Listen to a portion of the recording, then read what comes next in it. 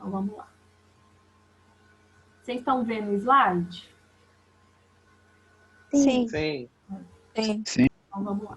Ó, então, comigo, porque eu e os meninos dividiram, comigo vocês vão ver bioquímica celular, organização celular, classificação biológica, zoologia e fisiologia humana. Então, hoje a gente vai começar com a bioquímica. E na bioquímica, o que a bioquímica fala? De água e sais minerais, lipídios, carboidratos, proteínas, ácidos nucleicos e vitaminas. Eu vou tentar dar hoje, pelo menos, água e sais minerais e lipídios. Então, vamos lá. Então, falando de água e sais minerais, a gente sabe que existe mais de 100 tipos diferentes de elementos químicos no nosso corpo, né? No nosso organismo, na matéria viva em si, tanto nos vegetais, nos animais, né? Em tudo aquilo que é vivo. E existe a predominância de 4 tipos de elementos, que é o carbono, o hidrogênio, o oxigênio e o nitrogênio, que a gente conhece demais, né? Esses 4 elementos, eles são os mais abundantes, né? Eles compõem 95% da nossa massa. Porém, outros elementos, como a gente vê aí nesse gráfico, como fósforo, enxofre, sódio, cloro, potássio, também compõem, né, o restante da nossa massa. Esses elementos químicos, eles têm 2 formas. Eles podem se associar, por exemplo, oxigênio mais oxigênio, se associando, né, fica O2. Ou, por exemplo, a água e o oxigênio, H2O. E quando ocorre a associação de elementos químicos, a gente chama de moléculas. Né? Por exemplo, o elemento hidrogênio se associou com o elemento oxigênio e formou a água, H2O. Então, as moléculas. Mas esses elementos também, eles podem dissociar. Ou seja, o hidrogênio sozinho ele pode dissociar e formar íons hidrogênios, que a gente chama íon H+, ou íons H-. E esses elementos, eles podem ser substâncias orgânicas, como, por exemplo, os aminoácidos, as proteínas, lipídios, carboidratos, a gente vai falar de cada uma dessas substâncias orgânicas. E inorgânicos, que é a água e os sais minerais, que a gente vai falar hoje. Então, para a gente começar a entender. Então, a gente sabe que esses elementos, ele faz parte, né, do nosso organismo. E por que ele está fazendo no nosso organismo? Ele está fazendo reações. O nosso organismo é como se fosse um laboratório químico. Então, ele está fazendo reações, né, a todo momento. E essas reações são... Por que está acontecendo nessas reações? Essas reações, ela tem um intuito da sobrevivência, né? Ela tem o intuito, por exemplo, de construir estruturas, de liberar energia para a gente realizar nossas atividades. Por exemplo, respirar. A gente precisa que várias reações aconteçam para que a gente respire. Não é só, né, não é tão fácil assim.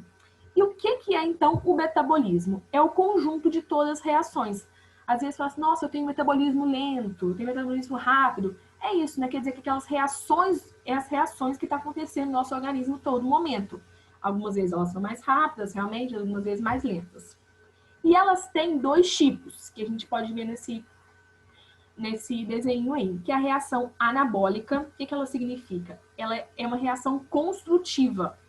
Ela visa fabricar moléculas, ou seja, ela pega várias moléculas pequenas, né, várias moléculas simples, como a gente está vendo aí, né, várias bolinhas. Essas bolinhas se juntam e formam apenas uma molécula, que é uma molécula mais complexa. Então, a reação anabólica ela tem a função de construção, né, que é formar novas estruturas, formar novas moléculas. E essas reações são consideradas endogênicas. O que são isso? Ou endotérmicas. Que são o quê? São reações que elas usam energia. Vocês estão vendo que tem um negocinho amarelinho de luz. Então, essas reações anabólicas, ela usa energia para formar seus compostos. Diferente da reação catabólica, que a reação catabólica libera energia. O que é reação catabólica? Catabólico quer dizer destruir, né? Destruição, quebra. Então, ela faz o contrário da anabólica. Ela pega uma molécula complexa e quebra essa molécula em várias moléculas simples. Então, vamos recapitular. A anabólica pega várias moléculas simples e forma uma só. E a catabólica pega uma molécula e quebra em várias moléculas simples. E a anabólica consome energia, né, para fazer essa reação. E a catabólica, ela libera energia. Certo? Então, vamos lá. Então, a água, né? A água é assim, às vezes assim, nossa, a água, todo mundo sabe o que é água, mas por que é tão importante a água, né? Por que ela é tão estudada? Por quê? Primeiramente, que ela é um dos alimentos mais abundantes, né, em toda a estrutura viva. Porém, a taxa de água em cada organismo, ela vai variar de acordo com a espécie. Por exemplo, a gente tem 60%, 70% de água, mas uma medusa, por exemplo, que é uma água viva, né, ela tem 95% do corpo dela de água. 95 não, perdão, 98% do corpo dela de água. Ou seja, varia de espécie para espécie. O ser humano tem uma quantidade, a medusa já tem outra, os fungos já tem outra quantidade, e assim vai. Ela varia também de acordo com a idade. Então, a gente sabe, por exemplo, que os recém-nascidos e os adultos têm mais água que os idosos. Tanto que fala assim, o idoso, eles não sentem sede, mas eles precisam beber água. Por quê? Porque eles têm menos água no organismo do que um recém-nascido, por exemplo, né? Então, ele é muito mais propenso à desidratação. Então, realmente, a idade vai gerando a perda de água. E atividade metabólica, por exemplo. Para respiração, eu preciso de muito mais água. Então, por exemplo, minhas mitocôndrias e as minhas células que estão envolvidas com a respiração, ela vai acabar tendo mais água. E as células que são mais tranquilas, que não precisam de tanta atividade metabólica, elas acabam tendo menos água. E a água, ela é indispensável para que ocorra o metabolismo. Então, eu falei, essas reações que tem no nosso corpo a todo momento, elas necessitam de água. Então, não tem como realizar essas reações químicas com aqueles elementos que eu falei se não tiver água. Então, a água, ela é um reagente, como eu disse, ela reage com outras substâncias para formar outras substâncias e é usada como solvente também. Ela transporta substâncias no sangue, algumas substâncias se ligam à água para ser transportadas no nosso organismo, né, no nosso corpo. E ela também tem papel de lubrificar.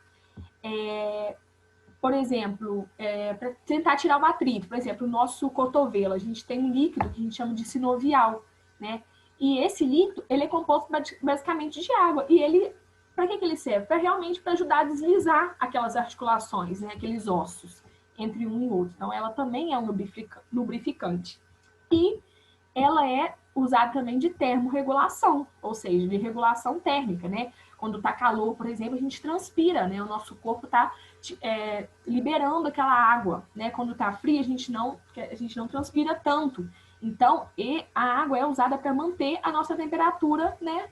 Na taxa ótima que a gente precisa que ela esteja. Então, aqui uma frase que eu coloquei: a vida tal como a conhecemos em nosso planeta não pode existir sem água. Por quê? Porque a vida ela depende das reações metabólicas e tais reações dependem da água.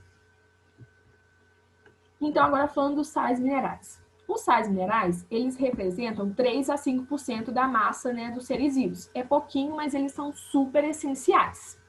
E eles podem ser encontrado de forma insolúvel, né, que está mobilizado ali nas estruturas esqueléticas nossas, ou solúveis, que são dissolvidos na água ou dissociados em íons. Então, por exemplo, os animais, né, nós e outros animais, eles normalmente obtêm esses sais minerais por meio de ingestão de alimento e água. Então, fala assim, ingerir cálcio, magnésio, sódio, então a gente acaba ingerindo esses sais minerais por meio da ingestão de alimento e da água, que a água tem alguns sais minerais também. E os vegetais, né, que são as plantas e tal, eles acabam absorvendo esses sais minerais no meio, né, onde eles vivem, né, juntamente com a água. Então, quais são os principais sais minerais? O cálcio, ele é o mais abundante, né? Ele constitui 1,5% de toda a nossa massa corporal. E onde que é encontrado o cálcio? Ele é encontrado dando rigidez às nossas estruturas esqueléticas, nossos ossos, nossos dentes, né? Por exemplo, nos animais, nas cascas dos moluscos, nas cascas de ovos, né? Então, ele dá rigidez, né? Ele é estrutura. Ele é encontrado na forma iônica, como eu disse, quando eles dissociam, eles são chamados de íons. Então, ele é encontrado na forma iônica como Ca+. E ele é muito importante porque ele auxilia na coagulação sanguínea, né? Quando a gente tem uma ferida, né, que está cortando, uma hemorragia, ele vem para coagular aquele sangue. E também é importante para a gente realizar a nossa contração muscular, né? A carência do cálcio, quando a gente tem pouco cálcio, é chamado de hipocalcemia, né? Que é a carência desse cálcio. E o que essa carência traz? Ela traz o raquitismo, né? Que é uma síndrome, uma doença que ela deixa os ossos tortos e fracos, né? Os ossos podem ficar quebradiços, podem ficar deformados. E a osteoporose, né? Que a gente conhece demais, que é mais comum nos adultos. O raquitismo é mais comum nas crianças, né? E a osteoporose comum nos adultos, que deixa os ossos fracos também, mais propensos à quebra e tal. Por quê? Porque, como eu disse, o cálcio dá rigidez. Se não tem cálcio, os nossos ossos ficam, né, ficam fracos. E onde a gente acha esse cálcio? Né? Em alimentos como leite, derivados, né, queijo, iogurtes, alguns grãos de cereais, legumes, nozes e sardinhas. Aí depois a gente tem o fósforo, né?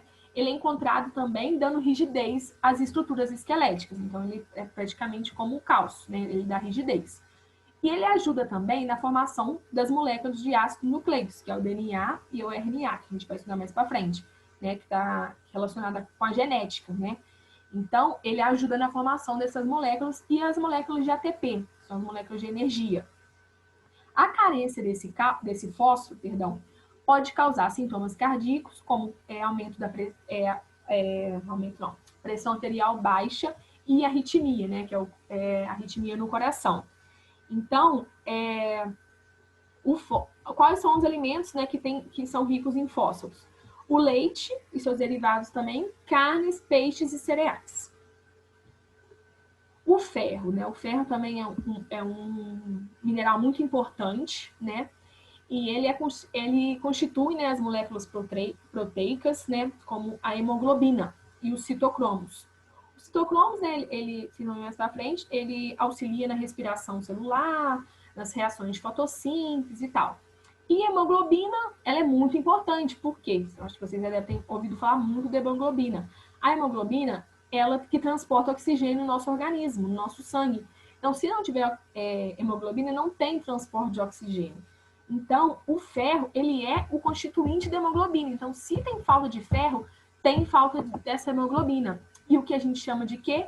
Anemia ferropriva, que é a carência dessa hemoglobina causa anemia ferropriva. E onde a gente acha esse ferro? Em carnes, em vísceras, como fígado, coração, em espinafre, couve, brócolis, feijão e ervilha. Só um minutinho, gente, beber uma água aqui.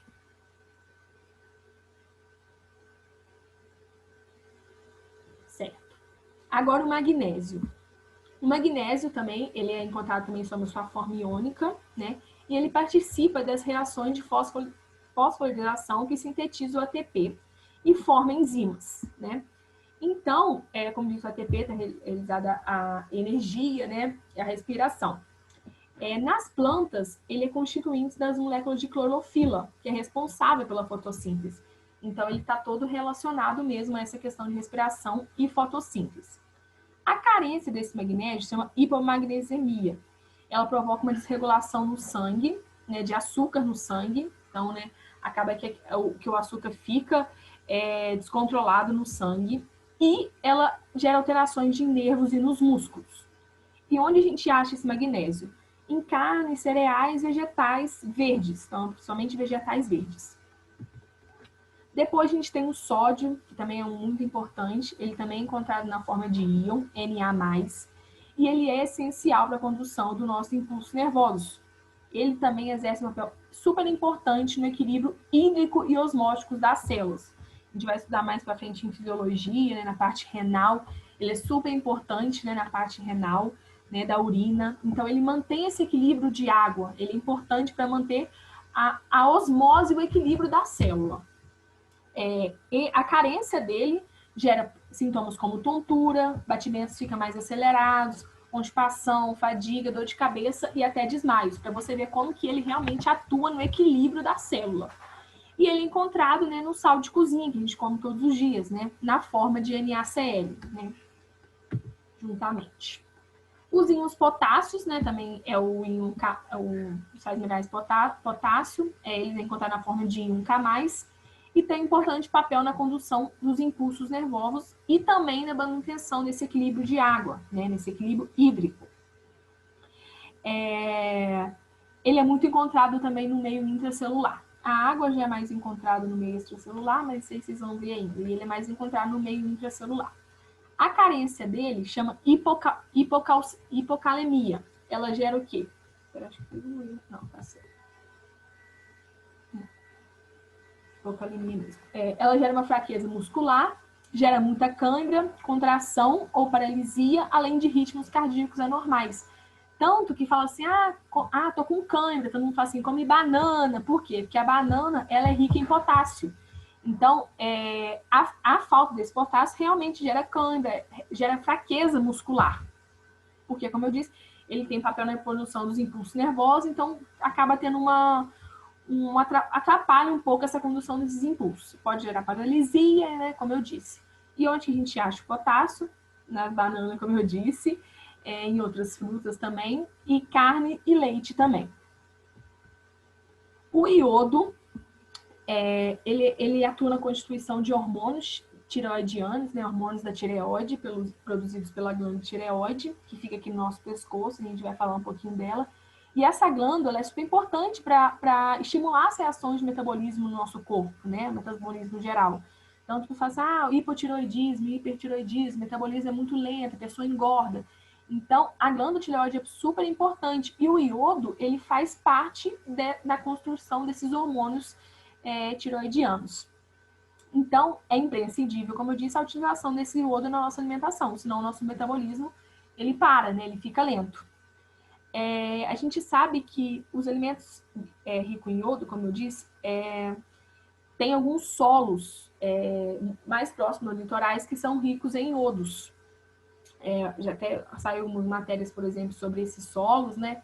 E são solos próximos ao litoral. A carência dele, como eu disse, é o hipotiroidismo, né? Que é a falta desse iodo. E os alimentos ricos frutos do mar, vegetais terrestres, por quê? Coisas da terra, por quê? Que eles absorvem o sais de iodo do solo juntamente com a água.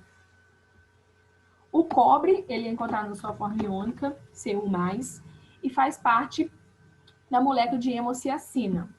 Só um minuto. Essa molécula, o que ela faz? Na verdade, ela é um pigmento respiratório, é um pigmento azul que é encontrado só apenas em alguns animais. Por exemplo, os moluscos, animais de água, tem essa molécula, ela é responsável pela respiração. E o cobre ajuda também na nossa imunidade e na nossa saúde cerebral. Essa doença de Wilson eu vou falar depois, eu coloquei aqui, mas eu vou falar depois, porque vai entrar um pouco na fisiologia e vai ficar difícil. A carência dela traz a fadiga, a anemia e um número reduzido de glóbulos brancos. E quais são os alimentos ricos em cobre? Os frutos do mar, as carnes vermelhas e oleaginosas. O flu, ele é importante para a formação dos nossos ossos e esmalte dos dentes. Então, quando a gente é criança, fala, passa flu, coloca flu para evitar cárie. E é para isso, né? Para não desgastar aquele esmalte dos dentes, né? A gente encontra o flu na água em alguns alimentos, como peixe de sal, e até a nossa água que é tratada, ela é tratada com flu, né? Para a gente já ter esse flu na própria água. Tem alguns locais que tem água, tem flu em excesso, né? Mas tem alguns locais que tem flu, o consumo é baixo, né? Então, como eu disse, tem que, nas estações de tratamento de água, acrescentar esse flu. O excesso, ele causa fluorose, que gera lesões ósseas e manchas nos dentes, né? Então, tudo demais também é ruim. Gera uma fadiga, anemia e número reduzido de glóbulos brancos. E é encontrado na água e em alguns alimentos, como peixes e chás. Eu vou começar os lipídios, porque falta só quase pouquinho tempo. Alguma dúvida, gente? Eu não estou conseguindo ver o chat aqui. Se vocês quiserem falar, pode falar. Depois eu olho o chat e tiro as dúvidas também. Vamos só iniciar os lipídios para a gente não ficar muito atrasado, porque tem muita coisinha para ver. Espera aí.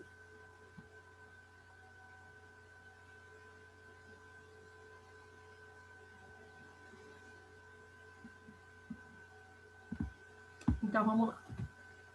Os lipídios, eles são insolúveis em água, o que é um pouco diferente, porque quase todos os elementos, eles são solúveis em água, né? Como eu disse, a água é uma substância super solúvel. Só que o lipídio, ele é insolúvel na água. Porém, ele é solúvel em algumas substâncias, por exemplo, solventes orgânicos, álcool, éter, clorofórmicos. E eles podem ser divididos em lipídios simples, complexos, esterídeos e carotenoides. A gente vai falar um pouquinho de cada um. Então, o lipídio simples. O lipídio simples, qual que é a sua formação? Ele é associação de um ácido graxo, que é um ácido orgânico, e um álcool, né, formando um éster, que a gente chama os ésteres, né, e uma molécula de água.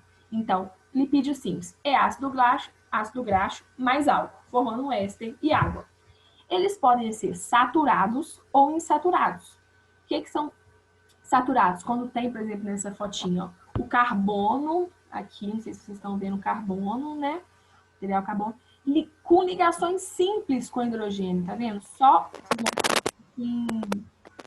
em química orgânica também. Então, é o carbono com ligações simples com hidrogênio. Então, é chamado de ácido graxo saturado. E quando ele é insaturado, é quando o carbono tem ligações duplas com ele mesmo, tá vendo? Carbono aqui como ligação dupla. Então, assim, ele é chamado de carbono insaturado. E os ácidos graxos, eles podem ser naturais, que é obtido pelo nosso organismo, né? O nosso organismo produz muita coisa. E essenciais, ou seja, que a gente tem que obter pela dieta. Um exemplo desse ácido graxo é o ômega 3 e o ômega 6, que a gente sempre tem, às vezes tem aquela cápsulazinha de ômega 3 e tal, é achado muito em peixe, esses alimentos assim. Então, a gente pode acabar, quando ele não é produzido muito natural no nosso organismo, a gente pode obter ele pela dieta através desses ômega 3 e ômega 6. Então, os lipídios simples, ele tem 3 tipos. O primeiro deles é os glicerídeos, né? Como eu disse, o que é lipídio simples? Ácido graxo mais álcool. Então, os glicerídeos é o quê? O ácido graxo mais o álcool glicerol. Então, não é qualquer álcool, é o álcool glicerol. Então, uma molécula de ácido graxo e uma molécula de álcool glicerol. Aí, eles podem se dividir em monoglicerídeos, diglicerídeos ou triglicerídeos. Quando que é mono? Quando é uma molécula de ácido graxo mais uma de álcool. Quando que é di? Quando é 2 moléculas de ácido graxo mais uma de álcool. Quando que é tri? Quando é 3 moléculas de ácido graxo mais uma de álcool. E sempre liberando água. Perdão. Então, aqui a gente vê a glicerina, né, que é o álcool glicerol, né, aqui, se ligando a uma molécula de ácido graxo, 2 moléculas de ácido graxo e 3 moléculas de ácido graxo, formando no final, aqui vocês podem ver, um triglicerídeo, né? Se fosse com 2 moléculas, seria di, e se fosse apenas uma molécula de ácido graxo, seria monoglicerídeo. Então, o lipídio simples, ele é ácido graxo mais álcool. O lipídio simples glicerídeo, ele é ácido graxo mais o álcool glicerol. Por quê? Porque não. Agora vamos ver. Eles podem ser saturados, como eu disse, quando não tem duplas ligações, e insaturados também quando tem duplas ligações. Essa parte é importante, porque os glicerídeos saturados, eles são sólidos a temperatura ambiente. O que eles são? Eles são aquelas gorduras, aquela banha de porco, aquela gordura de coco, que eles falam assim, é uma gordura saudável. Por quê? Porque eles têm ligações simples. É muito mais fácil desmanchar uma molécula de gordura, vamos dizer assim, que tenha uma ligação simples, do que uma que tenha uma dupla ligação. E quais são esses glicerídeos, então, com dupla ligação? Eles são líquidos, né, a temperatura ambiente, e são os óleos de soja, de amendoim, de milho e tal. Por isso que falam, a banha de porco é mais saudável, o gordura de porco é mais saudável. Por quê? Porque todos esses 2 glicerídeos, eles se acumulam na nossa pele, né, a famosa gordurinha. Eles ficam, né, na nossa pele, né, como realmente ele é uma reserva energética. A gordura ela é boa, a gente tem que ter gordura, vamos dizer assim. Porque ela é uma reserva energética, ela é uma proteção mecânica, né, contra impactos, protege nossos órgãos, protege nossos ossos. Então, assim, elas agem como amortecedores. Então, a gordura é boa. O problema é essa gordura em excesso, porque ela pode ir tampando, né, os vasos sanguíneos e gerando problemas cardíacos e tal. Então, né, essa gordura em excesso da corrente sanguínea forma essas placas de gordura nas artérias, né, nas suas artérias, e isso acaba sendo ruim. Mas, como eu disse, a gordura também é boa, como proteção e como reserva energética.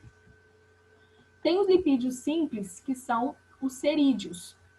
O que são os cerídeos? Eles são compostos, como eu disse, eles associam o ácido graxo, que ele é um lipídio, mais um álcool. E qual que é esse álcool agora? É o álcool cetílico, né? Tem a forma dele, ó, C16H33OH. Então, o que são esses cerídeos? São as ceras que a gente tem, que a gente vê, né? Tanto de origem animal e de origem vegetal também. Essas ceras, elas são usadas, tipo assim, para impermeabilizar superfícies, né? E para proteger muitas vezes desidratação. Tem muito, como eu posso dizer, tem muitos animais que têm na sua composição cera. Então, essa cera protege, né, de choques térmicos, de várias coisas, né? Ela atua, como eu disse, como um impermeabilizante também. Aí a gente tem os lipídios complexos ou compostos, que ele é o quê? Como agora ele é complexo, ele não é mais só ácido graxo e álcool. Ele é o ácido graxo mais o álcool mais algum composto. E esse mais algum composto, ele pode ser o quê? Ele pode ser tanto nitrogênio ou fósforo, né? Então, a gente vai ter ácido graxo mais álcool mais nitrogênio. Ou ácido graxo mais álcool mais fósforo, por exemplo, né?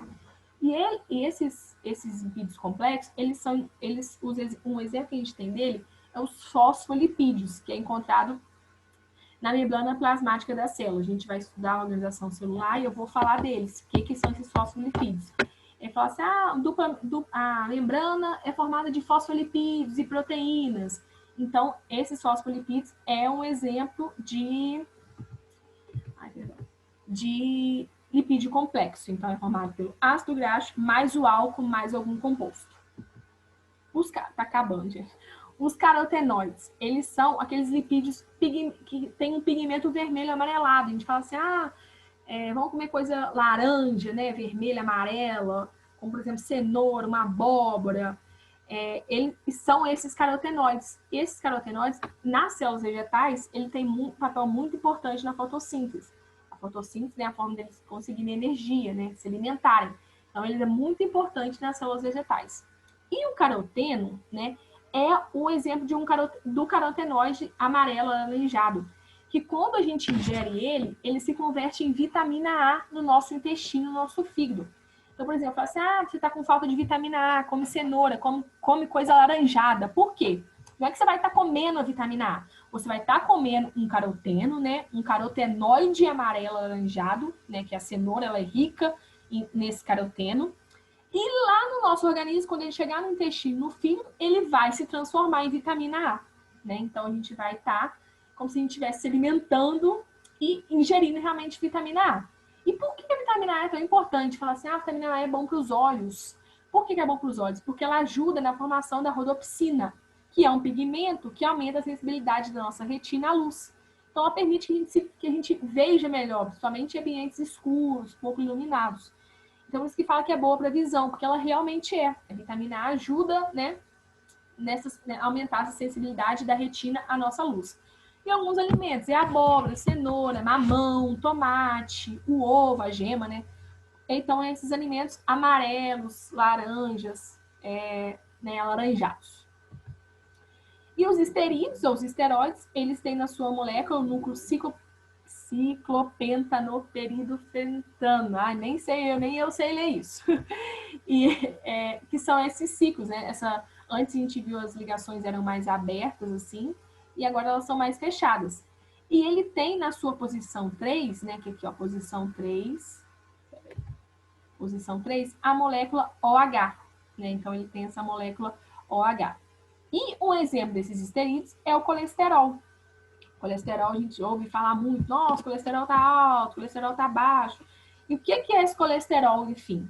Ele atua na constituição da membrana celular das nossas células também. Como eu disse, né, nossas células formadas, a membrana também é formada por fosfolipídios e também por colesterol. Então, esse colesterol é muito importante na formação das nossas células.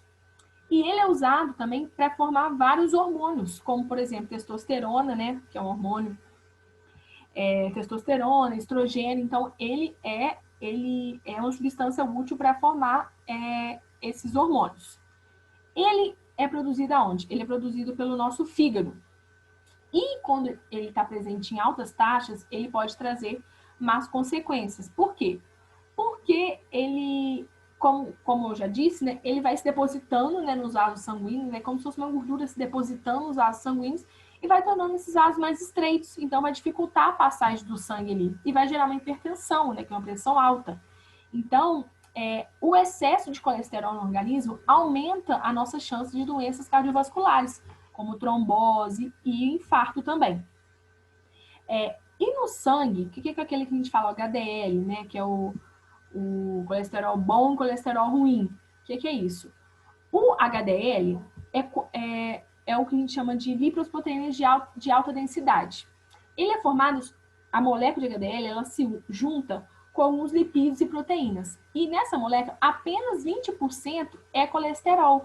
Ou seja, ele tem um menor percentual de colesterol na sua constituição. E o que isso faz? Isso faz que moléculas, por exemplo, umas proteínas, se juntem, né, a esse HDL e sejam metabolizados pelo fígado. Já o LDL, ele tem muito colesterol na sua composição. Então, poucas moléculas, por exemplo, como proteína, se juntam, né, ao LDL e são sintetizados pelo fígado. Então, por isso que a gente fala que o HDL é o colesterol bom e o LDL é o colesterol ruim. Então, para a gente estar saudável, né, tem que ter muito HDL no nosso sangue e baixa concentração de LDL, significando o quê? Que aí a gente vai ter uma menor chance, né, de doenças cardiovasculares, de ter infarto, entre essas coisas. Deixa eu ver. Agora eu não vou conseguir entrar em carboidrato, mas eu acho que é isso que eu ia falar de colesterol. Ele realmente, como eu disse, ele depende não só da nossa alimentação, claro, né, que a nossa alimentação aumenta a taxa, mas muitas vezes as pessoas falam assim, eu tô comendo bem, tô me alimentando bem, mas o meu colesterol é sempre alto, né, meu LDL é sempre alto, que é o colesterol ruim, como a gente fala. Por quê? Porque isso também é fator genético, né, então assim, e é fator também individual, né, um fator metabólico individual. Às vezes você realmente tem uma alimentação baixa, né, de colesterol, porém a sua genética, né, e o seu metabolismo acabam produzindo muito. Então, essa taxa alta também pode ser isso. E o sedentarismo, né, o estresse, fumar, né, o tabagismo também aumenta essa chance de doenças cardiovasculares. Gente, eu acho que hoje é só isso. Não vai dar tempo de eu dar mais. Deixa eu encerrar aqui pra gente parar de gravar aqui.